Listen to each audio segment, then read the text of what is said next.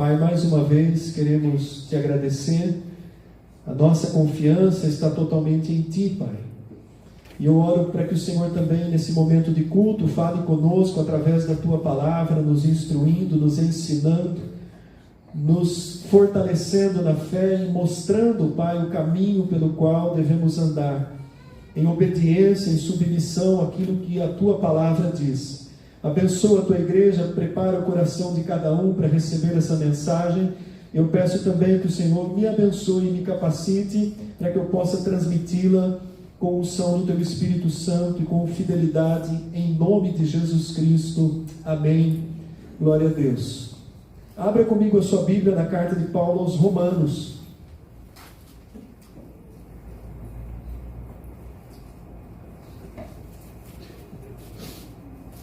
Romanos capítulo 8, eu vou ler os versículos 5 a 9, o tema da mensagem é cuidado para onde você se inclina. Carta de Paulo aos Romanos, capítulo 8, dos 5 ao 9, diz assim a palavra de Deus: Porque os que se inclinam para a carne cogitam das coisas da carne, mas os que se inclinam para o Espírito, das coisas do Espírito. Porque o pendor da carne dá para a morte, mas o do Espírito para a vida e paz. Por isso o pendor da carne é inimizade contra Deus, pois não está sujeito à lei de Deus e nem pode estar. Portanto, os que estão na carne não podem agradar a Deus. Vós, porém, não estáis na carne, mas no Espírito, se de fato o Espírito de Deus habita em vós. E se alguém não tem o Espírito de Cristo, esse tal não é dele. Amém? Até aqui por enquanto. A carta de Paulo aos Romanos, ela foi escrita entre os anos 56 e 57, segundo aí os historiadores. E Paulo, quando escreveu aos Romanos, ele ainda não havia ido em Roma, nunca tinha estado antes em Roma, que era a capital do Império. Paulo, depois da sua conversão, por mais de 10 anos, ele ficou viajando, plantando igrejas, discipulando. E quando ele escreve essa carta, ele estava na sua terceira viagem missionária. Provavelmente ele estava na cidade de Corinto, e dali de Corinto ele escreve aos cristãos de Roma. Então não foi Paulo quem fundou a igreja em Roma. A igreja de Roma provavelmente foi fundada por pessoas que estiveram em Jerusalém no dia de Pentecostes e saíram pregando o Evangelho por todo o Império. Não eram só os 12, eram 120. E o Evangelho foi alcançando e crescendo em toda aquela região do Império Romano, mesmo em meio a perseguições e a tanta dificuldade que havia. Então Paulo sabia que havia um grupo grande de cristãos em Roma, e ele escreve a carta aos Romanos. E a carta aos Romanos, ela tornou-se a maior exposição das doutrinas do cristianismo. Se você pegar e fizer um estudo apurado de Romanos, você tem um panorama completo de todas as doutrinas que o Senhor Jesus estabeleceu. Então ela é uma carta de um ensino, de um valor profundo, muito grande. E se a gente pegar um pouquinho, alguns capítulos antes, até a gente chegar nesse texto que a gente leu, no capítulo 5, por exemplo, Paulo está falando sobre a justificação pela fé, a salvação pela fé, o que a gente tem batido muito aqui nas pregações, a salvação pela fé no sacrifício, na obra de Jesus Cristo. No capítulo 6 ele fala livres do pecado pela graça, livres do pecado pela graça, não pelos esforços humanos. No capítulo 7 ele fala então da luta entre a nossa carne e a nova natureza que nós recebemos de Deus. Nós recebemos uma nova natureza na nossa conversão, recebemos o Espírito Santo de Deus, e então nós entramos numa batalha, numa luta, que é a nossa natureza carnal, que Paulo usa muito a palavra carne, relacionando a essa natureza humana, que tem uma tendência a fazer a nossa própria vontade, a satisfazer os nossos desejos, inclusive a inclinar-se ao pecado. Então no capítulo 7 ele faz uma exposição detalhada, e ele fala até mesmo a respeito da luta que ele enfrentava, quando ele chega a dizer assim: o bem que eu quero fazer eu não faço, o mal que eu não quero fazer eu acabo fazendo, miserável homem que sou, quem vai me livrar esse corpo da morte? Paulo vai expondo toda a dificuldade da natureza humana, mas ele entra no capítulo 8, né, que é o capítulo que a gente leu, esse pequeno trecho, e aí no capítulo 8 ele fala da libertação pela graça. A libertação pela graça. Ele começa dizendo: agora, pois, já nenhuma condenação há para os que estão em Cristo Jesus. Uma vez que nós recebemos o Senhor Jesus Cristo como Senhor e Salvador da nossa vida, e a nossa entrega foi real, foi verdadeira, não há mais condenação sobre a nossa vida. Nós pregamos isso aí domingo passado, domingo retrasado, né?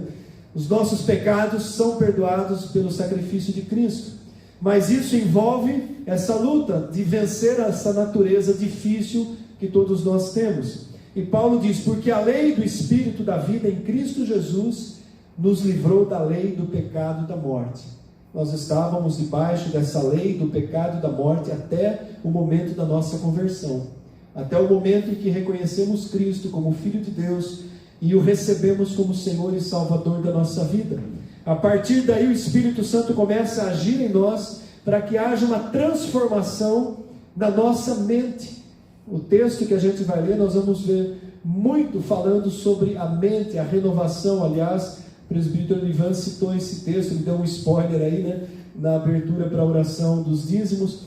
A renovação da nossa mente, a transformação da nossa mente, que é algo que tem que acontecer através da palavra de Deus. Quanto mais eu conheço a palavra de Deus, quanto mais eu estudo, quanto mais eu recebo ela na minha vida, maior e mais rapidamente vai ser essa transformação na minha mente. E a gente chama isso de maturidade espiritual. Não somos mais meninos levados por todo o vento de doutrina, mas nós vamos adquirindo uma maturidade, um crescimento, não mais crianças, mas um crescimento que nos faz compreender a verdadeira vida cristã, que ela passa por tribulações, que está sujeita a sofrimentos, a enfermidades, mas isso nunca mais vai nos afastar da nossa comunhão com Deus. E Paulo, então, amados, tinha uma preocupação muito grande em relação à igreja, às igrejas, né, daquela época, porque também havia uma dificuldade desses novos crentes entenderem essa transformação, esse processo. E há até hoje, né, nos dias de hoje, muitas perguntas surgem quando a gente começa a tratar esses assuntos, principalmente em escola dominical, que há a liberdade de se perguntar, né? Então o texto que nós lemos, né, isso aqui foi um panorama para chegar nesse texto que a gente leu aqui do capítulo 8, do versículo 5 ao 9. E esse texto ele é uma advertência para nós, né? Ele não deixa de ser uma advertência, quando o objetivo dessa advertência de Paulo é que cada um de nós seja levado a uma autoanálise, a uma autorreflexão, a um confronto com a palavra de Deus e uma avaliação pessoal. Quando ele começa dizendo assim: os que se inclinam para a carne, os que cogitam das coisas da carne, eles estão caminhando contrário à vontade de Deus, contrário àquilo que o Senhor estabeleceu. Cogitar é pensar com insistência a respeito de algo. Isso significa a palavra cogitar, é mergulhar os seus pensamentos em coisas que envolvem a natureza carnal. E aí a gente para pensar: quanto tempo eu estou usando da minha mente, dos meus pensamentos, em coisas que são da carne? Quanto tempo eu tenho gastado, né? Quantos neurônios eu tenho queimado, né? Através de um desperdício de tempo em redes sociais. Quanto eu tenho gastado, me inclinado, cogitado, insistido a respeito de pensamentos vãos, que não edificam a minha vida. Quantas coisas eu tenho deixado penetrar na minha mente, por influência dos meios de comunicação, coisas ruins, negativas, que trazem peso, que causam ansiedade, que causam angústia, que despertam em nós um espírito de ira quando a gente tem uma notícia ruim e vem aquela vontade: não, esse precisa morrer mesmo, né? Então, amados, isso é uma realidade que a nossa carne, ela está sujeita a essas inclinações. E a preocupação de Paulo é: nós que recebemos agora uma nova vida em Cristo, não podemos viver inclinados a satisfazer a vontade da nossa carne. seja ela uma vontade ilícita que toma todo o tempo nosso e não sobra tempo para Deus, ou seja uma vontade pecaminosa, uma satisfação de desejos carnais. Então Paulo, ele escreve essa advertência, quando ele diz assim: os que se inclinam para a carne cogitam, mergulham nas coisas da carne, os seus pensamentos estão focados só na natureza humana, estão focados somente no materialismo, em ganhar dinheiro, esquecem do relacionamento com Deus, porque o objetivo, a ambição deles é viver tudo que está relacionado à carne, à natureza humana. Mas os que se inclinam para o Espírito dirigem as suas vidas pelo Espírito Santo. Então Paulo estava querendo fazer uma distinção, deixar muito claro, muito transparente para nós cristãos, que a nossa vida precisa ser dirigida pelo Espírito Santo de Deus. Uma vez que agora eu recebi o Espírito Santo, que eu me tornei templo do Espírito Santo, todas as minhas decisões, elas têm que serem baseadas naquilo que o Espírito Santo nos revela através da palavra de Deus. Os meus pensamentos devem ser guardados e dirigidos pelo Espírito Santo de Deus. Quando eu vou tomar uma decisão pessoal na minha vida, a inclinação para onde eu vou me decidir deve ser espiritual, mesmo quando se refere a uma coisa aparentemente natural. Eu vou trocar de emprego, eu vou fazer um investimento financeiro. Tudo que a nossa vida natural, tudo que nós vivemos no natural tem uma conexão com o espiritual, amados. Se a gente se dá mal no negócio que a gente fez no natural, por uma decisão errada, vai afetar logicamente a nossa vida espiritual. A preocupação daquele prejuízo vai tomar o tempo da nossa mente, nós vamos cogitar somente daquilo e não vamos buscar a presença de Deus. Talvez a gente se revolte porque Deus permitiu que eu caísse nessa cilada, fizesse um negócio que me desse prejuízo. Deus não está envolvido com isso. São decisões pessoais que nós tomamos e muitas vezes nos causam prejuízos. Por quê? Porque nós estamos regendo a nossa vida pela carne, pelo natural, pelo material, e não buscando a direção que vem do Espírito Santo de Deus. A sabedoria que vem do alto, ela também tem como princípio nos dar sabedoria para a nossa vida aqui, para as nossas decisões aqui, para que a gente não cometa bobagem, não faça besteira em questões de dia a dia, e principalmente para que a gente não venha cair em pecados, não venha a se arrastar em situações pecaminosas. Então essa era a preocupação de Paulo, em dizer para a igreja: olha, vocês precisam se inclinarem para as coisas do Espírito. Não vivam só numa visão restrita, materialista, mas busquem no espiritual direcionamento para tudo em vossas vidas. Era isso que Paulo estava dizendo quando ele escreveu aos Romanos, e que ele diz para nós ainda hoje, através dessa mensagem. E ele deixa uma ordem, por exemplo, em Efésios 4:30, ele diz lá: não entristeçais o Espírito. E ele está escrevendo para crentes, para uma igreja, para a igreja de Éfeso. Todas as vezes que nós estamos cogitando das coisas da carne, nós entristecemos o Espírito Santo de Deus, porque não estamos buscando no Espírito de Deus direcionamento para a nossa vida. A advertência de Paulo é para que nós cristãos vivamos inclinados ao Espírito. E isso, amados, envolve não só uma santificação nas nossas palavras e nas nossas ações, nas nossas atitudes, mas envolve uma santificação nos nossos pensamentos. Porque tudo brota daqui. Quando a gente fala mente ou fala coração, né? Brota do coração. O coração é um órgão físico, né? Mas ele tem esse significado de ser aquele que rege a nossa mente, no sentido de coração como mente, né? Brota do coração. Jesus, ele diz lá em Mateus 15:19, do coração procedem os maus desejos, os homicídios, os adultérios, a prostituição, os furtos, os falsos testemunhos, as blasfêmias. A palavra prostituição ali é uma palavra abrangente, que ela envolve toda a espécie de pecados de áreas sexuais. Da onde brota isso? Do coração, ou seja, da mente. Por quê? Porque há uma natureza que já foi gerada em pecado. Uma natureza humana, ela já é gerada em pecado. Davi diz lá no Salmo: em pecado me gerou a minha mãe. Então essa nossa natureza, se ela não for torcida, dobrada, mortificada, submetida ao Espírito Santo de Deus, ela vai prevalecer. E quando ela prevalece, é aquela colocação que a gente pode dizer, é um crente carnal, né?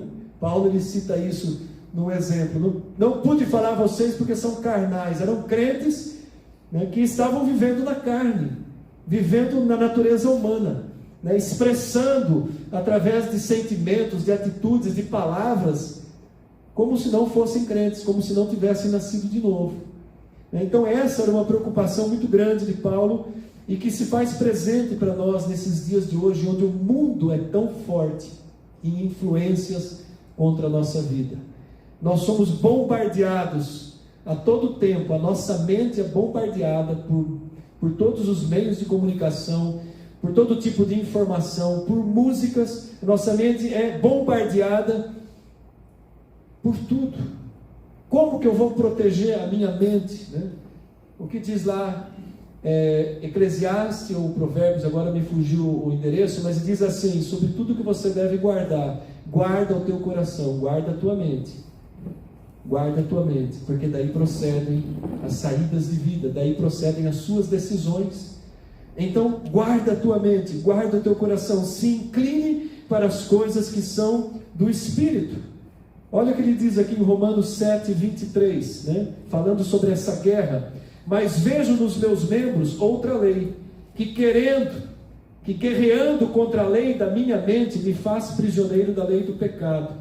Essa lei que está nos meus membros. Paulo estava dizendo: eu vejo aqui nos meus membros uma lei, né, que me rege para o pecado, mas eu tenho agora uma nova lei, a lei do Espírito da vida, e ela tem que suplantar a lei da carne. Então Paulo, ele expressa isso, essa preocupação em Romanos 12, 2, o versículo que o Ivan leu. Ele fala sobre não tomar a forma do mundo, e não vos conformeis com este século. A palavra século ali, ela está relacionada a mundo, né? O grego é uma palavra que ela se relaciona ao mundo, este século, este mundo. Não tome a forma desse mundo, mas transformai-vos pela renovação da vossa mente. Outra vez falando sobre a mente, e como que a nossa mente é renovada? Pela palavra de Deus. Então toda reação ou tendência hostil à palavra de Deus, ela provém da natureza carnal. Toda vez que eu não concordo com a palavra de Deus, eu estou discordando do próprio Deus. É a minha natureza carnal que está discordando. Ah, mas os tempos mudaram, agora não é bem assim. Isso é um pensamento carnal, é sabedoria humana que é diabólica, né? Então, amados, vejam só a importância, a necessidade que nós temos de nos submetermos à palavra, para que a nossa mente seja transformada, e dessa forma a gente viva debaixo dessa inclinação ao Espírito de Deus. Ele diz em Romanos capítulo 14, versículo 5, que nós devemos ter opiniões bem definidas na nossa mente. Se você virar aí um pouquinho as páginas da sua Bíblia, eu estou usando a versão Almeida Revista e Atualizada. Ela diz assim, Romanos 14, 5: um faz diferença entre dia e dia, outro julga iguais todos os dias. Cada um tem opinião bem definida em sua própria mente. Mais uma vez, Paulo estava instruindo a igreja. O que é você ter opinião definida na sua própria mente? É você distinguir o que é certo e o que é errado. É termos definido essa distinção do que é certo e do que é errado. O que Deus diz na sua palavra que é errado, é errado. E o que Deus diz na sua palavra que é certo, é certo. Não importa que a sociedade mude, não importa que o governo mude, crie leis contrárias, não importa. Não importa que o mundo diga o contrário. Se Deus diz que é errado, é errado. E o que Deus diz que é certo, é certo. Eu preciso crer que a palavra de Deus é uma verdade absoluta. Então, não tem discussão com a palavra de Deus. Cristão não discute aborto, já está decidido na palavra. O que eu vou discutir a respeito do aborto? A palavra me diz. Então são coisas que muitas vezes a gente vai se inclinando para o mundo, para esse politicamente correto, e a gente vê com tristeza muitos cristãos, inclusive pastores, líderes de igrejas renomadas, que se inclinaram ao politicamente correto e estão pregando coisas que Deus disse que é errado e eles dizem que é certo. E eles estão tendo uma grande influência sobre a sociedade, sobre o rebanho de Deus na terra, porque eles têm um poder muito grande de persuasão. Então vejam só, se Deus diz que tal coisa é errado, por que eu vou querer me convencer que é certo? A minha mente precisa ser regida pela palavra de Deus, não segundo o mundo, não segundo o governo, não segundo aquilo que todo mundo está fazendo, porque nós não somos todo mundo. O cristão não é todo mundo. O cristão tem que ter opinião própria, fundamentada na palavra. O cristão não tem que ficar concordando com coisas que o mundo concorda porque é politicamente correto. Eu tenho que dizer, não, eu não concordo com isso. O meu fundamento de fé, a minha crença em Jesus Cristo não concorda com isso. Eu tenho que ter coragem para dizer isso lá fora, no ambiente de escola, no ambiente no meio da sociedade, quando eu for interpelado. Eu não vou sair caçando briga à toa, mas se eu for interpelado, se houver oportunidade de um testemunho da minha opinião, eu vou dar a opinião de um cristão. Eu vi esses dias um videozinho no Instagram que me chamou muita atenção. É uma pegadinha, né? Mas essa pegadinha mostra como que a natureza humana é tendência a fazer igual o que todo mundo faz. Então tinha um camarada que estava no elevador, pronto para subir, e aí entra uma pessoa no elevador e essa pessoa abaixa e fica assim. Não sei se vocês viram, alguém viu esse vídeo? Aí, na hora que ele vai subir de novo, entra uma outra pessoa no elevador e abaixa e fica também nessa posição. E ele começa a olhar. Aí entra uma terceira pessoa e faz a mesma coisa. Aí ele olha, sem nada, sem mais nem menos, ele faz igual aos outros três que estavam abaixados. O que mostra isso? Eu vou fazer o que o mundo faz, eu vou fazer o que todo mundo faz. Alguma coisa deve estar aí, né? Sem saber a verdade, sem procurar o porquê. Né? É o rebanho, né? O que um faz, todo mundo faz. O cristão não pode ser assim. Nós temos uma palavra que é viva, ela é a nossa regra de vida, e nós devemos viver por essa palavra. Essa era a grande preocupação de Paulo. Naquela época eles não tinham, era oral, eles estavam transmitindo, estava começando a serem escritas cartas. Imagina a dificuldade que era naquela época. Mas nós não, nós temos a palavra, o cânon da Bíblia completo, a revelação de Deus completa. Nós temos esse privilégio. Nós podemos olhar para trás na história e ver as verdades e as profecias que já se cumpriram. Então, amados, nós não temos desculpa e dizer, eu sigo a maioria. Não, eu sigo a palavra de Deus. E louvado seja o Senhor que a maioria seguisse a palavra de Deus. A preocupação de Paulo, então, ela vai nesse sentido. E ele diz aí, voltando no nosso texto base, né? Aliás, eu tenho um outro versículo aqui.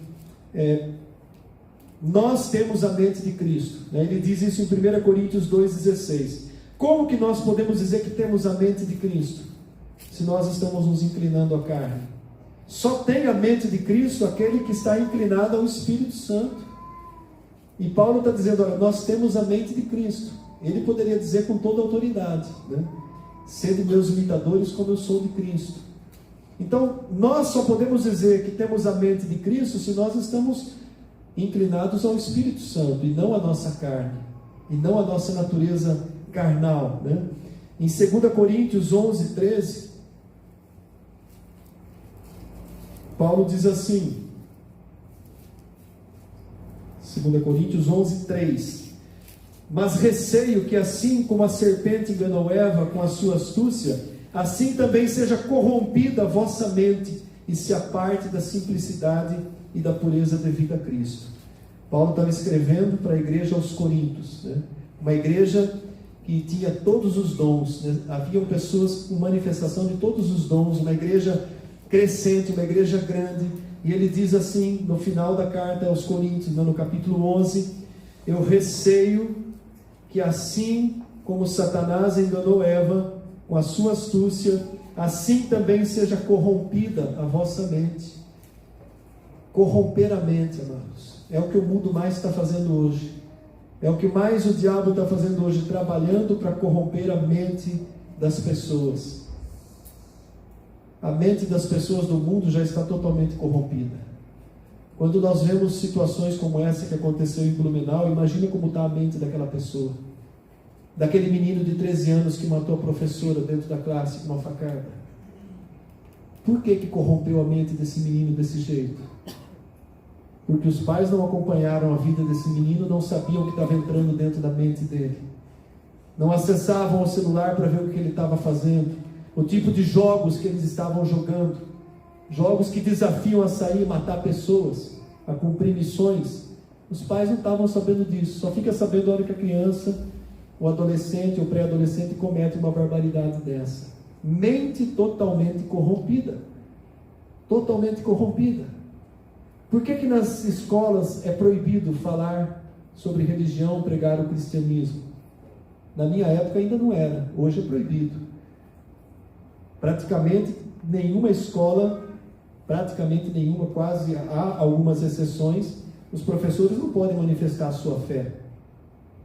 Há crianças que nem sabem quem é Jesus, porque os pais não frequentam mais igreja. Sabe quantas gerações que precisam para que a palavra seja esquecida? 3 gerações. Se os avós pararem de ensinar, se os pais pararem de ensinar, a 3ª geração se apostata completamente de Deus. Isso é provado na história. Na história de Israel. Quando saiu do Egito, entrou na terra prometida, 2, 3 gerações depois já estavam servindo a Baal, servindo aos deuses daquelas nações. Olha a Europa como está hoje. É um campo missionário, onde floresceram as principais igrejas da reforma protestante, virou campo missionário. Por quê? Porque os pais se desinteressaram em ir para a igreja. Eles se inclinaram ao mundo, não se inclinaram ao Espírito. Eles passaram a cogitar das coisas do mundo e cristianismo, religião, isso é coisa secundária. 2, 3 gerações. O ateísmo hoje cresce assustadoramente na Europa. O islamismo está tomando conta da Europa. E amados, o Brasil não vai ser diferente. Os Estados Unidos não está sendo diferente. Então, essa é uma grande preocupação do apóstolo Paulo naquela época, mas a gente vê hoje muito mais na nossa geração essas coisas acontecendo. Os absurdos que têm acontecido. Por que acontecem? Porque não se prega mais a palavra de Deus. A sociedade está completamente afastada da palavra de Deus. Aonde se prega ainda? Nas igrejas. Em todas, não. Se você excluir as seitas pseudo-cristãs, que se dizem cristãs, se você excluir e separar só as igrejas que seguem verdadeiramente a palavra, e as que estão ensinando verdadeiramente a palavra, é muito pouco perto da população. Eu digo, amados, que quando acontecer o arrebatamento, o impacto vai ser grande, mas não tanto quanto aparece no filme Deixados para Trás. Não vai ser tanta gente assim que vai subir. Uma grande maioria dos que se autodenominam cristãos vão ficar. Por quê? Porque viveram inclinados à carne. Porque não se aprofundaram em viver sob o controle do Espírito Santo. A palavra corrompida, usada aqui por Paulo nesse texto, assim também seja corrompida a vossa mente, se aparte da simplicidade e pureza de Cristo. A palavra corromper no dicionário nosso significa perverter moralmente. No sentido original significava tornar apodrecida. Corromper, apodrecer, tornar apodrecida a mente. Olha como era grave, Paulo vivia numa época onde havia um paganismo muito grande, de deuses do panteão grego, e Roma absorveu aquilo. Haviam deuses de todo quanto é tipo, Ele pregava naquele meio, então havia uma tentação muito fácil da pessoa entrar numa dificuldade da vida e deixar o cristianismo e voltar para aquilo que ela servia antes, para os falsos deuses, né? E, inclusive, né, ele cita essa palavra corrompida porque ele coloca uma relação ao que Satanás fez com Adão e Eva, enganando com astúcia, corrompendo a mente que antes era perfeita. Imagina a nossa mente que já não é perfeita. Se conseguiu corromper a mente de Adão e Eva antes da queda, que eles tinham uma mente muito superior à nossa, imagina a facilidade que ele tem de corromper as mentes dos dias de hoje, né? Paulo adverte para que nós vivamos no Espírito. Voltando para o nosso texto original, Romanos 8:6, ele diz assim: porque o pendor é a inclinação, porque a inclinação da carne dá para a morte, mas a do Espírito para a vida e paz. Ele deixa essa advertência: olha, se você viver baseado na carne, o teu final vai ser morte espiritual, ele estava dizendo, né? Mas se você viver pelo Espírito, é vida e paz. E quando nós vivemos pelo Espírito, essa vida e paz já se manifesta na nossa vida aqui. Mesmo em meio às tribulações, há uma paz que só o Senhor Jesus Cristo pode proporcionar no coração daquele que crê. Deixo-vos a minha paz vos dou. Não vou-la dou como o mundo dá. A paz de Jesus Cristo era algo num patamar muito mais alto. Então, os que insistirem, né, seguirem a carne, terminarão com a morte. Versículo 7, a inclinação da carne é inimizade contra Deus. O pendor da carne, a inclinação da carne é inimizade. Eu me torno inimigo de Deus. Se eu reger a minha vida pela natureza carnal, humana, eu me torno inimigo de Deus, é inimizade com Deus. Pois ela não está sujeita à lei de Deus e nem pode estar. Olha o que Paulo coloca, né? A carne, a nossa natureza humana, ela não se sujeita se não for pelo controle do Espírito Santo. Portanto, os que estão na carne não podem agradar a Deus. Não há como fazer as duas coisas, né? Não dá para agradar a Deus se eu tenho vivido segundo a minha natureza carnal. Mas ele diz, né, no versículo 9, o último versículo do texto que a gente separou: vós, porém, não estáis na carne. Glória a Deus. Amém? Glória a Deus, né? Que isso seja para nós. Vós, porém, não estáis na carne, mas no Espírito. Mas Paulo não era fácil, né? Ele fala isso, depois ele diz: se de fato o Espírito de Deus habita em vós. Ele estava questionando se para aquela igreja que ele estava escrevendo, se de fato eles eram convertidos. Olha, vós, porém, não estáis na carne, mas no Espírito. Aleluia! Se de fato o Espírito de Deus habita em vós. Porque se alguém não tem o Espírito de Cristo, esse tal não é dele. É sério, né? É sério e simples assim. Se não tem o Espírito, esse tal não é dele. Então, amados, que a gente possa refletir nessa noite de uma maneira muito séria na nossa vida. Não olhar a vida do irmão, é a minha vida, é eu e Deus, né? Quando eu estava fazendo esse estudo, veio um temor muito grande, né? Porque é um chamado de Deus. E a gente começa a fazer uma avaliação e a gente vê que, meu Deus, estou vivendo mais na carne do que no Espírito. Os meus pensamentos, as minhas preocupações, o meu dia a dia, eu estou muito mais preocupado com as coisas aqui terrenas do que com as coisas espirituais. Eu tenho falhado no meu testemunho, tenho falhado nas palavras, tenho falhado nos pensamentos, tenho deixado coisas ruins entrar na minha vida, não tenho protegido, guardado a minha mente. E a palavra diz que nós precisamos combater essas inclinações da carne na nossa vida. Elas não condizem com a nossa nova natureza. Elas não condizem com a nossa identidade em Cristo, com a nossa nova identificação. Então, amados, é muito sério, é muito importante a gente entender isso, né? Que precisamos viver verdadeiramente guiados pelo Espírito Santo de Deus. Quando Paulo diz, né, em Efésios, né, não vos embriagueis com o vinho que há no mundo. O vinho era uma representação de festa, de alegria, de coisas do mundo. Não somente embriaguez, mas era uma representação das coisas que seduzem, que o mundo prende, atrai. Há muita coisa boa, que é lícita, mas a gente precisa ter sabedoria para viver, para não se envolver totalmente por elas. Ter uma boa renda financeira não é bom? Lógico que é, todo mundo quer. Mas se eu me tornar escravo do dinheiro, se isso se tornar o centro da minha vida, eu me inclinei totalmente à carne. Eu estou servindo a Mamon, né? Aliás, o próprio Senhor diz, não é possível servir a dois senhores. E ali ele coloca a riqueza como um Deus. Mamon era a representação de um Deus da riqueza. Ou nós servimos a Deus, né, ou servimos, né, naquela situação específica, a Mamon. O jovem rico servia a Mamon. Teve um encontro com Deus, mas a carne dele falou mais alto. E não era capaz de abrir mão daquilo para a sua vida eterna. E olha que ele chega para Deus preocupado com a vida eterna. O que devo fazer para ter a vida eterna?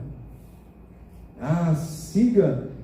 Você tem observado os mandamentos? Nossa, desde a minha juventude eu faço tudo isso. Era religioso, ele seguia a lei. Mas aí Jesus toca na feridinha, naquilo que era, onde a carne dele se inclinava totalmente. No caso dele era a avareza, era o dinheiro. Então vende o que você tem e me segue. Não, peraí, agora não dá, né? Agora não, né, Jesus?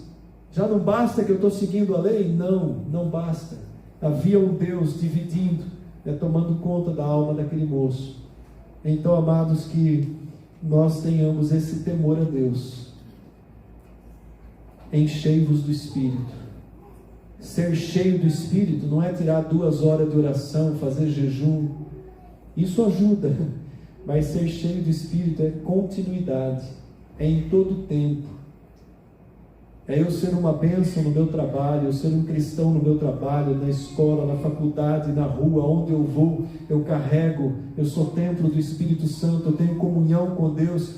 As palavras da minha boca são temperadas, elas edificam, elas ajudam as pessoas gostam de ter a minha companhia, porque só sai coisa boa de mim. Isso é ser cheio do Espírito Santo. E aí naturalmente os dons fluem. Aliás, nós estamos estudando aí talento, dons e ministérios na escola bíblica, né? Quem não vem está perdendo, está sendo uma bênção. Mas é aí que são derramados os dons, né? Flui através da nossa vida, né? Naturalmente o Senhor, o Espírito derrama como lhe apraz, né? Você não precisa ficar desesperadamente, eu quero um dom, eu quero um dom, eu quero um dom. Não, se você tem uma comunhão com o Espírito Santo, o dom vem naturalmente, segundo o propósito do Espírito. Então, que a gente possa abrir os nossos olhos e viver inclinados ao Espírito Santo de Deus. O último versículo, eu quero convidar você a abrir comigo, Eclesiastes 11, versículo 3.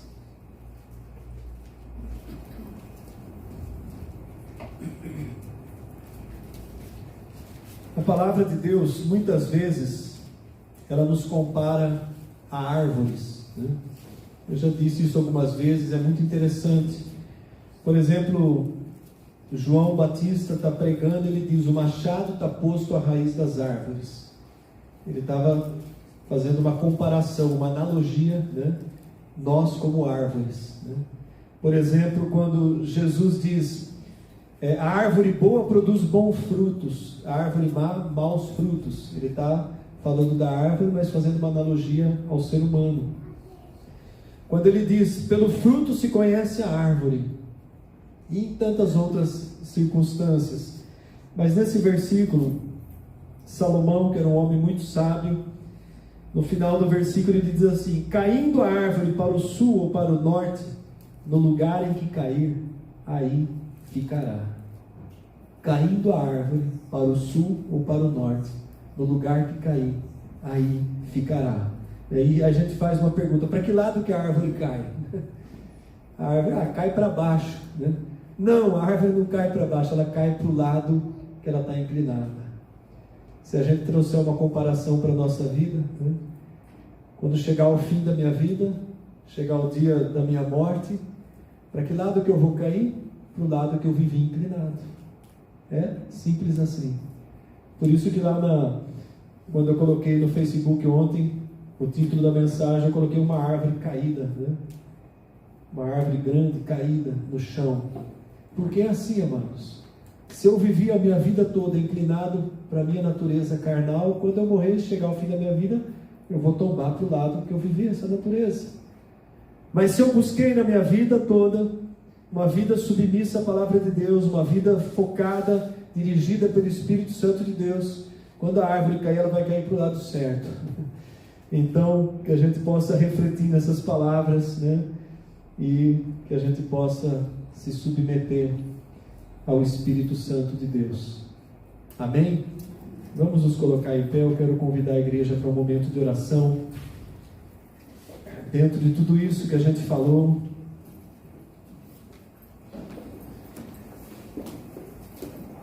que a gente possa refletir e começar hoje, né?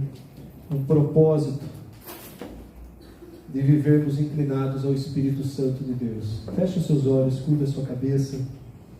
Depois na sua casa você leia novamente esse texto, reflita nessa mensagem. Ela fica salva, normalmente a gente posta depois no grupo da igreja só a pregação. Você pode rever a pregação, isso faz muito bem. Aliás, eu revejo todas as pregações que eu fiz na semana para depois eu não só ver se eu falei alguma coisa errada, mas principalmente para que agora eu receba aquela palavra, como se eu estivesse pregando para mim mesmo. Mas é importante, né, a gente mastigar essa palavra, ruminar essa palavra durante a semana, né? Vamos orar. Pai, muito obrigado, porque mesmo nas advertências da Tua palavra, o Senhor demonstra o Teu amor e a Tua misericórdia para conosco. Aliás, são as advertências da Tua palavra que nos levam a um caminhar mais sério, mais firme, mais fundamentado, mais comprometido com o Senhor, Pai.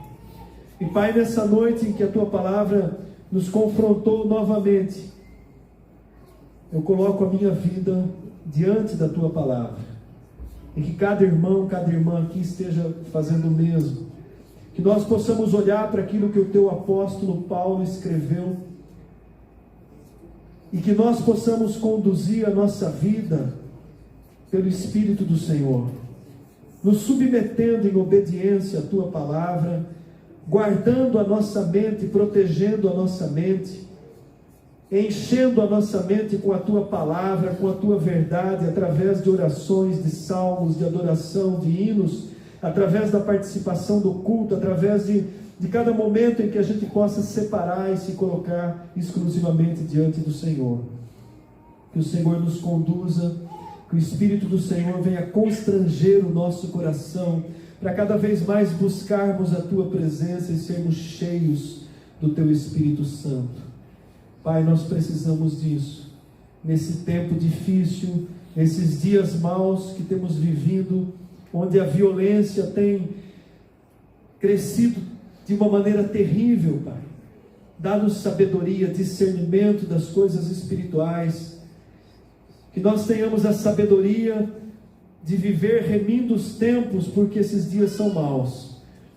Que o Senhor venha abençoar cada membro, cada visitante, cada família da Igreja Manaim, com essa porção de sabedoria, de discernimento espiritual, de crescimento, de maturidade, para que a gente também, pela fé, possamos suportar as tribulações e as dificuldades da vida. Pai, eu peço isso por mim e oro assim também pela Tua igreja, em nome do Teu Filho Jesus Cristo. Amém e glória a Deus. Amém, igreja?